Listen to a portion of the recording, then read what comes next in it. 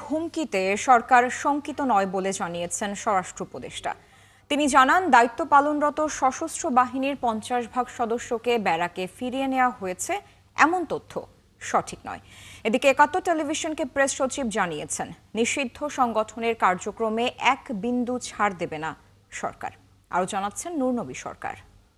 Cameraman ঠিক আছে। ১৩ November আন্তর্জাতিক অপরাধ ট্রাইব্যুনালে শেখ হাসিনা সহ ৩ আসামির জুলাই-আগস্টে সংঘটিত মানবতাবিরোধী অপরাধের মামলার রায়ের দিন জানাবেন বিচারপতিরা। এই দিনকে ঘিরে কার্যক্রম নিষিদ্ধ আওয়ামী লীগের পলাতক নেতারা ঢাকা ঘেরাও করার কথা সামাজিক মাধ্যমে জানিয়েছে।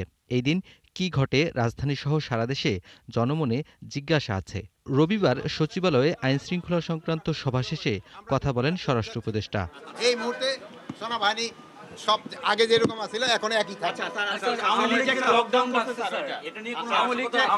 কোনো ধরনের আশঙ্কা নাই, কোনো ধরনের লকডাউন যে কোনো ধরনের কি ডাকছে কোনো আশঙ্কা নেই। একই বিষয়ে ৭১ টেলিভিশন জানতে চান প্রেস সচিবের কাছে। তিনি জানান, কোনো ছাড় নয়। আইন ভঙ্গ করে কোনো রকমের কোনো মিছিল মিটিং করতে চায়, অবশ্যই সেই বিষয়ে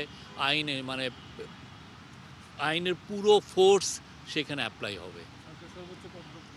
অবশ্যই সবচেয়ে কঠোরতম অবস্থান এইখানে। গভর্নমেন্টের এই বিষয়ে 1 ইঞ্চি ছাড় দেওয়ার মতো অবস্থা নাই। আমরা এটা গভর্নমেন্ট 1 ইঞ্চি ছাড় দিবে না এখানে।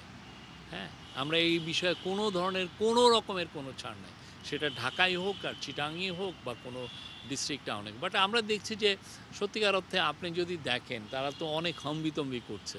কয়টা ঝটিকা মিছিল করেছে, কয়টা লোক হয়, আর 2 জন লোক এসে একটু ভিডিও করে 30 সেকেন্ড করে চলে যায়।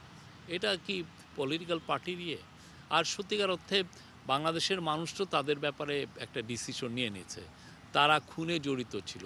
১৩ নভেম্বর রায়ের তারিখ ঘোষণার দিন ঘিরে বাড়তি নিরাপত্তা ব্যবস্থা কার্যকরে পদক্ষেপ থাকবে বলে জানিয়েছে সরকার। নূরনবী সরকার, ৭১, ঢাকা।